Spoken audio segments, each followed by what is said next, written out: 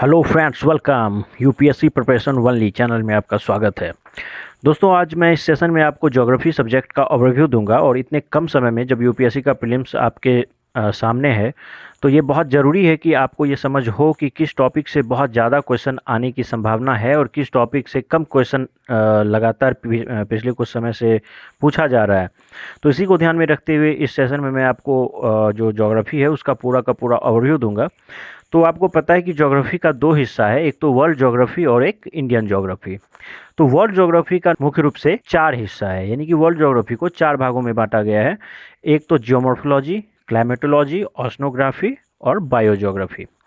तो मैं इन चारों टॉपिक्स में जो सबसे महत्वपूर्ण टॉपिक्स है यूपीएससी के प्रीलिम्स को ध्यान में रखते हुए, तो उन सारे टॉपिक्स को मैं अलग अलग इन सेगमेंट में बांटा हूँ। तो देखिए, यहाँ पर जो सबसे पहला हिस्सा है जियोमॉर्फोलॉजी, इसमें मैं 4 टॉपिक को डाला हूँ और क्लाइमेटोलॉजी में 5 टॉपिक्स, ओशनोग्राफी में 5 टॉपिक्स, बायोज्योग्राफी में 2 टॉपिक्स और इंडियन ज्योग्राफी में 4 टॉपिक्स और एक टॉपिक्स विविध वाला हिस्सा है जिसमें बहुत सारी चीज़ें जो रटने वाली होती है, जो हर टॉपिक्स को मिला के आपको बन सकता है, तो वो एक अलग टॉपिक है। तो इस तरह से टोटल आपको 21 टॉपिक है जिसको कवर करना है। तो नॉर्मली आपके पास लगभग 20 दिन का समय है और इन 20 दिनों में आपको लगभग 20 टॉपिक ही कवर करना है मोटा मोटा।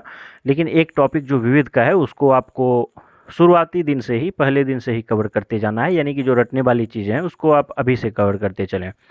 तो देखिए, यहाँ पर आपको लग रहा होगा कि हर दिन एक टॉपिक कवर करना है, तो ये बहुत आपको कठिन दिख रहा होगा, भारी दिख रहा होगा। तो ऐसा बिल्कुल नहीं है, आप आसानी से इन सारे टॉपिक्स को कम ही समय में कवर कर सकते हैं। 20 दिन आपको बिल्कुल भी नहीं लगेगा। सही तरीके से आप कवर करेंगे तो इंडियन ज्योग्राफी और वर्ल्ड ज्योग्राफी दोनों मिला के आप मुश्किल से 10-12 दिन में आप अपने सारे टारगेट को कवर कर सकते हैं यदि सही तरीके से काम करेंगे। देखिए, यहाँ पर जियोमॉर्फोलॉजी का जो सबसे पहला चैप्टर है वो है पृथ्वी की आंतरिक संरचना। तो पृथ्वी की आंतरिक संरचना के विषय में हम लोगों को किन किन स्रोत से जानकारी मिलती है उसके विषय में आपको पढ़ना होगा। खास करके आधुनिक विचारधारा जो है, खास करके प्लेट टेक्टोनिक विचारधारा, प्लेट टेक्टोनिक थ्योरी और उसके आधार पर और भूकंपीय साक्ष्य, खास करके भूकंपीय तरंगों के आधार पर, उसकी विशेषताओं के आधार पर जब भूकंप उत्पन्न होता है तो PSL 3 तरह का तरंग निकलता है। तो उन सारे तरंगों की क्या विशेषताएं हैं, उस आधार पर पृथ्वी की जो आंतरिक संरचना है उसके विषय में हम लोगों को बहुत सारी जानकारियां प्राप्त हो जाती है। तो क्रस्ट मेंटल कोड इसी आधार पर हम लोग निर्धारित किए हैं। तो क्रस्ट मेंटल कोड के विशेषताओं के विषय में आपको पढ़ना होगा और ध्यान रहे कोई फैक्चुअल चीज़ों को यहाँ पर रटने की कोशिश ना करें, क्योंकि कोई फैक्ट आपके काम नहीं आने वाला है। तो सिर्फ आप बेसिक इसका जो है उसको ध्यान में रखें। इसके अलावा क्रस्ट और मेंटल को जो के बीच जो असंबद्धता है उसको आपको ध्यान में रखना होगा। मेंटल और कोर के बीच जो असंबद्धता है उसको ध्यान में रखना होगा, जैसे कि मोहो असंबद्धता, गुटेनबर्ग असंबद्धता। इसके अलावा जो ऊपरी क्रोड और निचला क्रोड है उसके बीच जो असंबद्धता है उसको ध्यान में रख लीजिए। फिर ऊपरी मेंटल, निचली मेंटल, ऊपरी कोर और निचला कोर, तो इसके बीच जो भी असंबद्धता है जैसे कि कोनोराड, रैपिटी और लेहमन, तो ये सारी चीज़ों को जो भी असंबद्धता है इसके विषय में आपको जानकारी रखनी होगी।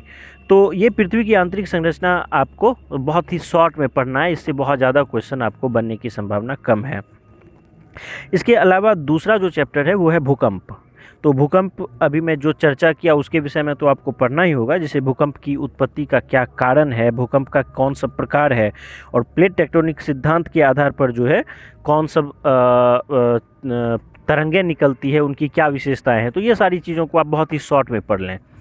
तीसरा चैप्टर जो है वो है पर्वत, पठार, मैदान। तो पर्वत क्या है, पठार क्या है, मैदान क्या है। खास करके पर्वत जब आप पढ़ेंगे तो पर्वत की उत्पत्ति किस प्रकार होती है, मुर्दार पर्वत किसको बोलते हैं, और कुछ एग्जाम्पल्स को भी आप अगर ध्यान में रख लेते हैं तो बहुत अच्छा है। पूरे विश्व में भारत सहित जो भी मुर्दार पर्वत है या पर्वत का जो और सब अन्य प्रकार है तो उसका आप 1-2 एग्जाम्पल ध्यान में रख लें तो ये चैप्टर आपका कंप्लीट हो जाएगा। इसके अलावा जो पठार है और जो मैदान है तो इसके बीच क्या अंतर है और क्या विशेषताएं हैं, थोड़ी बहुत आपको जानकारी रखनी होगी। बहुत ज़्यादा इसको डीप में समझने की ज़रूरत नहीं है, क्योंकि यहाँ पर कॉन्सेप्ट की बातें कम हैं।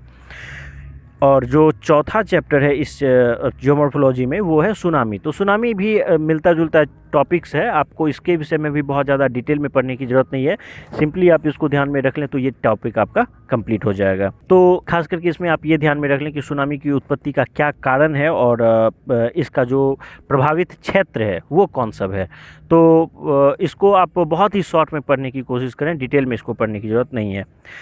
और अब जो दूसरा हिस्सा है वो है क्लाइमेटोलॉजी। तो क्लाइमेटोलॉजी में मैं टोटल 5 चैप्टर निर्धारित किया हूँ, 5 टॉपिक्स है इसमें। तो जो सबसे पहला टॉपिक है वो है वायुमंडलीय दाब। तो वायुमंडलीय दाब जो भी है, ये क्या है वायुमंडलीय दाब और ये कितने प्रकार का होता है, इन सब चीज़ों को आपको शॉर्ट में जानना होगा। खास करके मान लीजिए विषुवतरेखीय निम्न वायुदाब, उपोष्णकटिबंधीय उच्च वायुदाब, उपध्रुवीय निम्न वायुदाब और ध्रुवीय उच्च वायुदाब। तो ये सारा जो वायुदाब है इसका निर्माण कैसे होता है, आखिर क्या कारण है कि विषुवतरेखीय क्षेत्र में निम्न वायुदाब की पेटी बनती है और उपोष्णकटिबंधीय क्षेत्र में उच्च वायुदाब की पेटी बनती है। तो आपको इसका रीज़न खोजना होगा अपने बुक में कि आखिर क्या वजह है कि ऐसा होता है। और जब आप इस रीजन का कॉन्सेप्ट आप अपने दिमाग में रख लेते हैं तो आपको तब इससे संबंधित जो थोड़ा बहुत फैक्ट्स है, जो मान लीजिए जैसे अश्वक्षांश है या फिर इससे संबंधित कुछ और फैक्ट्स आपको अपने बुक में मिल जाएगा, तो उन सारे फैक्ट्स को भी थोड़ा बहुत आप याद रख लें। और क्लाइमेटोलॉजी का जो अगला चैप्टर है वो है पवन। तो देखिए पवन दो तरह का होता है। कुछ ऐसी पवनें होती है जो जिसका डायरेक्शन साल भर फिक्स होता है, वो साल भर चलती रहती है। और कुछ ऐसा पवन होता है जिसका डायरेक्शन फिक्स नहीं होता है, बल्कि वो किसी क्षेत्र विशेष, किसी स्थान विशेष के आधार पर वो उस स्थान की विशेषताओं के आधार पर हमेशा चलती रहती है। तो जो पवन का डायरेक्शन फिक्स होता है और जो साल भर चलती है उसको हम लोग प्रचलित पवन बोलते हैं, प्रचलित हवाएं। और जिसका जो स्थान विशेष के आधार पर जो स्थानीय पवन है उसको स्थानीय पवन बोलते हैं। तो प्रचलित पवन मान लीजिए 3 तरह का होता है, व्यापारिक पवन, पछुआ पवन और ध्रुवीय पवन। तो इसका क्या डायरेक्शन है और इससे क्या सब इम्पैक्ट पड़ता है, इन चीज़ों को आपको अपने बुक में खोजना होगा, उसको पढ़ना होगा। और जो स्थानीय पवन है जैसे कि मान लीजिए चिनूक, बोरा, मिस्ट्रल, फॉन, हरमट्टन, सिरोको, ये सब जो भी स्थानीय पवन है, तो इसकी क्या विशेषता है, कौन सा गर्म पवन है, कौन सी ठंडी हवाएं हैं, कौन सी गर्म हवाएं हैं और किस क्षेत्र में ये बहती है, कौन सी हवाएं अफ्रीका में बहती है, कौन सी हवाएं नॉर्थ अमेरिका में या यूरोप में बहती है। तो ये सारी चीज़ों को आपको याद रखना होगा। तो ये सारी चीज़ें फैक्ट्स हैं, लेकिन जो प्रचलित पवनें हैं उसका जो इम्पैक्ट पड़ता है, मान लीजिए वो जलधाराओं को भी प्रभावित करती है या किसी क्षेत्र के टेम्परेचर को प्रभावित करती है, तो वो कॉन्सेप्ट है, तो आपको उसको ध्यान में रखना होगा। तो पहला चैप्टर आप देखिए वायुमंडलीय दाब, दूसरा चैप्टर आप पवन देखिए, और जो क्लाइमेटोलॉजी का तीसरा चैप्टर है, यानी कि टोटल जो 7वां चैप्टर है वो है वर्षण के प्रकार, यानी कि वर्षा कितने तरह का होता है, वर्षा का प्रकार क्या है, आपको ये ध्यान में रखना होगा। जैसे कि मान लीजिए पर्वतीय वर्षा है, संवहनीय वर्षा है, वाताग्रीय वर्षा है, तो इसकी क्या विशेषताएं हैं और किस तरह से वर्षा होती है, आपको इसके संबंध में बहुत ही शॉर्ट में जान लेना है। और जो 8वां चैप्टर है वो है चक्रवात। ये बहुत ही इंपॉर्टेंट चैप्टर है यूपीएससी के लिहाज से, तो आपको बहुत ही ध्यानपूर्वक इसके कॉन्सेप्ट को समझना होगा कि चक्रवात का प्रकार कौन सा है या फिर इसकी जो उत्पत्ति होती है उसका क्या कारण है। तो चक्रवात आपको बहुत ही अच्छे से पढ़ना होगा। और क्लाइमेटोलॉजी का और जो दूसरा सबसे इम्पोर्टेंट चैप्टर है वो है जेट स्ट्रीम, यानी कि क्लाइमेटोलॉजी में चक्रवात और जेट स्ट्रीम बहुत ही इंपॉर्टेंट टॉपिक्स है, इसको आप बहुत अच्छे से कवर कीजिएगा। तो जेट स्ट्रीम की भी उत्पत्ति का क्या कारण है ये आपको ध्यान में रखना होगा, इसका कौन सा प्रकार है और उत्पत्ति की बहुत सारी परिस्थितियाँ होती हैं, तो किन परिस्थितियों के अभाव में जेट स्ट्रीम की उत्पत्ति नहीं होती है, इसका क्या प्रभाव पड़ता है। तो इन सारे चीज़ों को, किस किस प्रकार का जेट स्ट्रीम होता है, इन सारी चीज़ों को आपको इस चैप्टर में पढ़ना होगा। और बहुत ही सावधानी पूर्वक इसको पढ़िएगा क्योंकि रेगुलर इससे क्वेश्चन बनता रहता है और बहुत कॉन्सेप्चुअल है, बहुत ही कॉन्सेप्ट की चीज़ें आपको यहाँ पर जानने को मिलेंगी। तो इस तरह से क्लाइमेटोलॉजी का जो चैप्टर है वो आपका कंप्लीट हुआ। जो ओशनोग्राफी है उसमें आपको जो सबसे पहला चैप्टर है वो है महासागरीय जल का तापमान।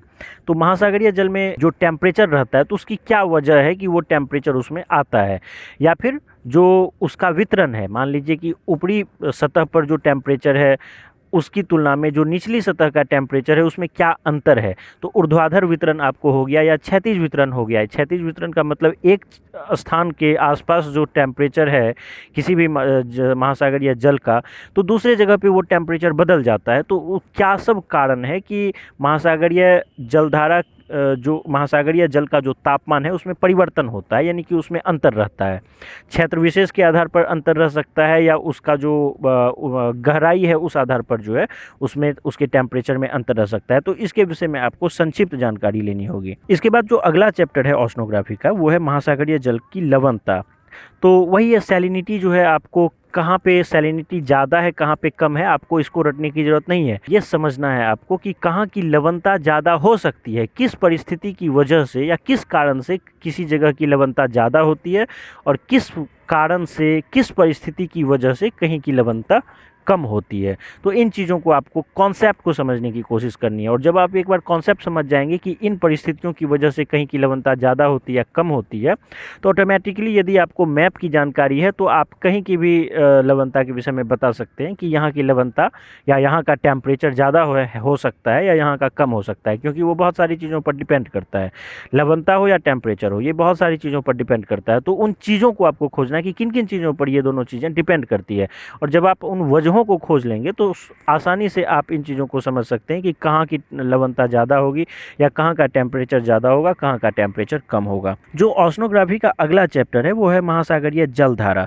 तो महासागरीय जलधारा ये बहुत इंपॉर्टेंट टॉपिक है आपको ओशनोग्राफी का, तो इसको बहुत ही सावधानी पूर्वक आपको पढ़ना होगा। तो आप ये ध्यान रखिएगा कि कहाँ की जलधारा का क्या नाम है, इसको रटने की आपको ज़रूरत नहीं है, क्योंकि वो बहुत ही सिंपल चीज़ है। आप नॉर्मली भी पढ़ेंगे तो वो बहुत आसानी से आप याद रख सकते हैं, और बहुत हद तक आपको याद रखने की ज़रूरत भी नहीं पड़ेगी।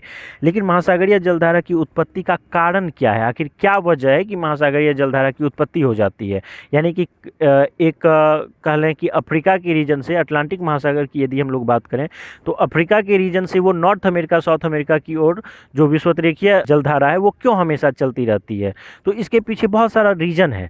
जैसे कि मान लीजिए जहाँ का टेम्परेचर ज़्यादा है वो भी एक रीजन है, सैलिनिटी यदि ज़्यादा यानी कि लवणता कहीं की ज़्यादा है, कहीं की लवणता कम है, तो वो भी एक रीजन है। या प्रचलित पवन है, वो भी अब लगातार मान लीजिए जो प्रचलित पवनें हैं वो हमेशा जलधाराओं पर फोर्स लगाता रहता है, जिसकी वजह से वो महासागरीय जल की जो जलधारा है उसमें एक गति आती है, एक दिशा आती है।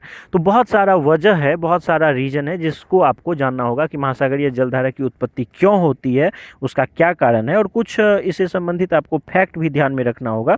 खास करके मान लीजिए खास करके जो इम्पोर्टेंट जलधारा है उसका नाम आपको याद रखना होगा कि वो गर्म जलधारा है या ठंडी जलधारा है, और वो कहाँ बहती है। मान लीजिए आपको गल्फ स्ट्रीम गर्म जलधारा है और ये कहाँ बहती है ये ध्यान में रखना होगा। लेब्राडोर ठंडी जलधारा है, ये ठंडी जलधारा है, ये भी ध्यान में रखना होगा, और किस रीजन में बहती है, किस रीजन में इसका बहाव है, आपको मोटा मोटा ये भी ध्यान में रखना होगा। लेकिन बहुत ज़्यादा रटने की ज़रूरत नहीं है, जो कॉन्सेप्ट वाली चीज़ें हैं उसको समझने की कोशिश कीजिए। तो महासागरीय जलधारा जो ये चैप्टर है इसको आप बहुत अच्छे से कवर करें। और जो अगला चैप्टर है ओशनोग्राफी का वो है ज्वार भाटा।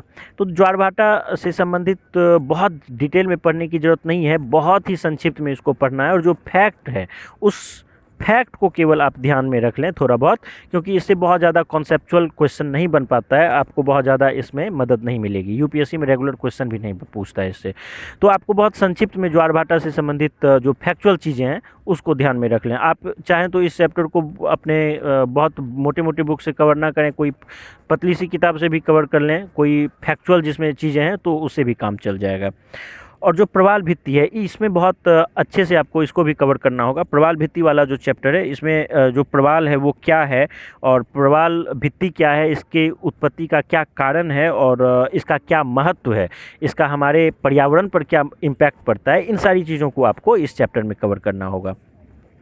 तो चलिए उसके बाद जो अगला सेगमेंट है वो है बायोज्योग्राफी। तो बायोज्योग्राफी में आपको मुख्य रूप से जो पहला टॉपिक है वो है मिट्टी। तो मिट्टी में आपको पढ़ना होगा कि मिट्टी का कौन सा प्रकार है, मिट्टी के उत्पत्ति का क्या कारण है। मान लीजिए लाल मिट्टी है तो इसकी उत्पत्ति का क्या कारण है, आपको ये पढ़ना होगा। आपको रटना नहीं है पूरे विश्व में कहाँ कौन सी मिट्टी पाई जाती है, उसकी कतई ज़रूरत नहीं है। सिर्फ आप उसका बेसिक ध्यान में रख लें कि मिट्टी का कौन सा प्रकार है, और जो मिट्टी है इसकी उत्पत्ति का कारण क्या है, और जो इसका वितरण है, खास करके विश्व के वितरण की ज़रूरत आपको बिल्कुल नहीं है। आपको सिर्फ भारत में कहाँ कहाँ पर कौन सी मिट्टी पाई जाती है इसका बेसिक कॉन्सेप्ट बस आपको ध्यान में रखना होगा। मोटा मोटा जो क्षेत्र है, बहुत ज़्यादा डिटेल में पढ़ने की ज़रूरत नहीं है। तो लेकिन जो मिट्टी से संबंधित क्वेश्चन है वो आपको उस पर ज़्यादा फोकस करना है कि मिट्टी का कौन सा प्रकार है और उसके उत्पत्ति का क्या कारण है, इसको बहुत अच्छे से आप कवर करें।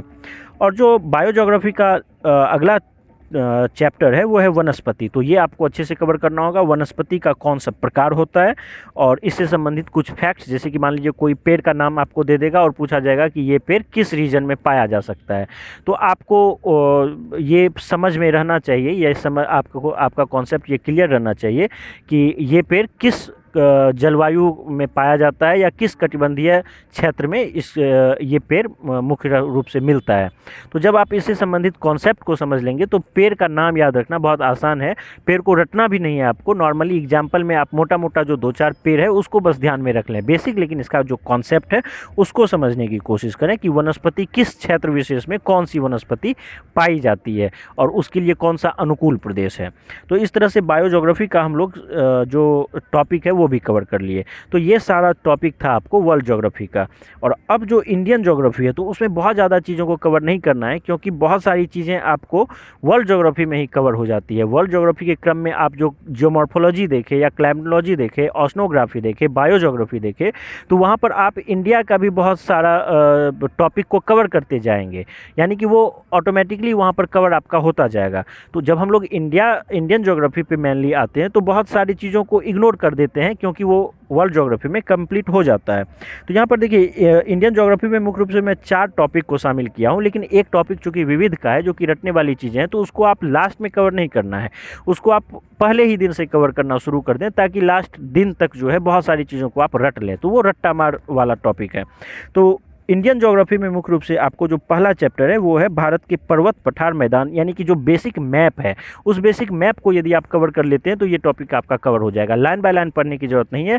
जो मैप का कोई भी एटलस का बुक आपके पास होगा उसके मैप्स को कवर करने की कोशिश करें तो ये टॉपिक आपका कंप्लीट हो जाएगा। यानी कि भारत में जो भी पर्वत है, पठार है, मैदान है, जैसे कि ट्रांस हिमालय, वृहत हिमालय, लघु हिमालय, शिवालिक हिमालय या मालवा का पठार, मेवाड़ का पठार, नीलगिरी पहाड़ी, पूर्वी घाट, पश्चिमी घाट, दक्कन का पठार, या इस तरह से जितना भी रीजन है, जितना भी क्षेत्र है, मैदान की बात करेंगे या पर्वत की बात करेंगे, तो इन सारे जो सबसे ऊंची पर्वत है, पर्वत चोटी है, उनसे संबंधित चीज़ों को जो इसमें थोड़ा बहुत आपको रटना पड़ेगा, तो इन सब चीज़ों को आप कवर कर लें। यहाँ पे कॉन्सेप्ट थोड़ा कम है और रटने वाली चीज़ें ज़्यादा है। जो अगला टॉपिक है इंडियन ज्योग्राफी का वो है भारत की प्रमुख नदियां एवं झीलें। तो जो भारत की मुख्य मुख्य नदियां हैं उसके विषय में आप याद रख लें। देखिए, एक बात है कि जब यूपीएससी में आपको कभी कभी ऐसा होता है कि बहुत ही ऐसी सहायक नदी के विषय में आपको कभी कभी पूछ देगा जो कि बहुत ही ऐसी नदी है कि जिसका आप कभी नाम भी नहीं सुने होंगे। तो अब वो 2-3 साल में कभी एक क्वेश्चन पूछ दिया तो हम लोगों को उसी के पीछे नहीं पड़ जाना चाहिए, क्योंकि वो एक क्वेश्चन आपके दिमाग को डाइवर्ट करने के लिए ही दिया जाता है। आप उस ऐसा ऐसा अगर क्वेश्चन अगर आप सॉल्व करने के चक्कर में पड़ जाएंगे तो बहुत सारी अनावश्यक चीज़ों को आपको पढ़ना पड़ जाएगा और बहुत जो इम्पोर्टेंट है, जो काम की चीज़ें उसको आप छोड़ देंगे, तो बहुत बड़ा हिस्सा आपका ऐसे ही रह जाएगा और छोटी छोटी चीज़ों में आप उलझे रह जाएंगे। तो जो नदियाँ हैं, बेसिक नदियाँ हैं, आप केवल उसको ध्यान में रख लें। और जो नदियाँ जो झील है, मान लीजिए जो बड़ी बड़ी झील है, हर राज्य में कोई ना कोई बड़ी बड़ी झीलें हैं, तो उससे संबंधित जो फैक्ट्स है आप उसको थोड़ा बहुत देख लें। और इस पे बहुत ज़्यादा रिसर्च करने की ज़रूरत नहीं है, इसमें बहुत बड़ी चीज़ नहीं है। और जो 19वां टॉपिक है वो है भारत के प्रमुख खनिज संसाधन एवं क्षेत्र, यानी कि ये बहुत इंपॉर्टेंट आपके लिए चैप्टर है। भारत में कौन सा खनिज संसाधन किस क्षेत्र में पाया जाता है, भारत किस किस खनिज संसाधन में धनी है, इस चैप्टर को आप बहुत अच्छे से पढ़ेंगे कि कहाँ पे किस चीज़ों का खनन किया जाता है, किस खनिज का किस क्षेत्र में खनन किया जाता है। ये बहुत इंपॉर्टेंट है भारत के भूगोल में, इसको आप बहुत अच्छे से कवर करें। और जो आखिरी चैप्टर है वो है भारत के उद्योग धंधे की, भारत का जो उद्योग धंधा है और उसका प्रमुख क्षेत्र है, यानी कि भारत के किस रीजन में कौन सा उद्योग धंधा स्थापित है और उस किस क्षेत्र में कौन सा है। मान लीजिए लौह इस्पात उद्योग है या आयरन या फिर एल्युमिनियम उद्योग है या फिर मान लीजिए सीमेंट उद्योग है, रसायन उद्योग है। तो ध्यान रखिए कि इसको बहुत ज़्यादा रटने की जरूरत नहीं है, आपको बेसिक जो मोटा मोटा बड़ा बड़ा उद्योग है उससे संबंधित चीज़ों को ध्यान में रखना होगा। और जो आखिरी टॉपिक है वो है विविध। अब विविध में बहुत सारी चीज़ें आ सकती है, मान लीजिए जैसे कि परिवहन से संबंधित चीज़ें हैं। भारत में सड़क राजमार्ग है, तो कौन सा राजमार्ग भारत में मेन है, सबसे बड़ा राजमार्ग कौन सा है, सबसे छोटा राजमार्ग कौन सा है, इससे संबंधित जो फैक्ट्स है। भारत में जो भी मान लीजिए महत्वपूर्ण द्वीप है या भारत में महत्वपूर्ण बंदरगाह जो है, पोर्ट है, तो इनसे संबंधित जो बेसिक फैक्ट्स है आप उसको ध्यान में रख लें। या जनगणना 2011 हुआ है तो उसका विश्लेषणात्मक चीज़ें जो हैं, जो बेसिक चीज़ें हैं, आप उसको कवर कर लें। और इसके अलावा ज्योग्राफी में जो नॉर्मली बहुत सारी ऐसी चीज़ें हैं रटने वाली, तो वो सारा टॉपिक जो है आपका इस विविध वाले पोर्शन में कंप्लीट हो जाएगा। तो आप कोशिश बस यही करें कि जो भी विविध वाला हिस्सा है तो उसको आप लास्ट में रटना आपको नहीं चाहिए, बल्कि आपको पहले ही दिन से रटने की कोशिश करें। जो भी आप पहले दिन से जो फैक्ट है, कॉन्सेप्ट को आप समझते चलें, लेकिन जो फैक्चुअल चीज़ें हैं आप उसको एक जगह पर इकट्ठा करते चलें और उसको लास्ट में एक साथ रटने के बजाय अभी से रटना शुरू कर दें, ताकि अंतिम समय आते आते आपका सारा फैक्ट्स जो है वो कवर हो जाए। तो उम्मीद करता हूँ दोस्तों इस ज्योग्राफी के इस ओवरव्यू से आपको काफ़ी कुछ आइडिया मिला होगा। और एक बात और कि इसको कवर करने के बाद ही आप किसी दूसरे टॉपिक को कवर करें, क्योंकि ये जो मैं अभी आपको टॉपिक्स का नाम बताया हूँ इससे रेगुलर आपको अच्छा खासा क्वेश्चन मिलेगा। लेकिन इसके अलावा जो बहुत सारा ऐसा क्वेश्चन पूछा जा सकता है जो कि इस टॉपिक में हो सकता है ना हो, तो उसकी संभावना कम रहती है, या उसकी संभावना कह लें कि बहुत कम है। तो आपकी पहली कोशिश हो कि इस सारे टॉपिक्स को अपने बुक से आप कवर करें। संभव हुआ तो पूरे के पूरे चैप्टर को पढ़ने की ज़रूरत नहीं है, बल्कि केवल उसी चैप्टर की, केवल उसी टॉपिक को, उसी हिस्से को केवल पढ़ लें जिसकी चर्चा मैं आपसे किया। तो पूरा का पूरा चैप्टर पढ़ने की जिद जब तक आप नहीं छोड़ेंगे तब तक आपका कभी भी बुक भी कंप्लीट नहीं होगा और सिलेबस भी कंप्लीट नहीं होगा। तो कोशिश यही करें कि छोड़ छोड़ के ही पढ़ें, लेकिन जितना मैं जिक्र किया हूँ पहले उसको कवर कर लें, और उसके बाद जब आपको समय मिल जाए तब आप बहुत सारा जो भी और सब टॉपिक्स है उसको आप कवर करने की कोशिश करें। लेकिन पहली कोशिश हो कि जिस टॉपिक्स की चर्चा मैं किया हूँ उसको पहले आप कवर कर लें। तो उम्मीद करता हूँ दोस्तों ये वीडियो आपको पसंद आया होगा। धन्यवाद।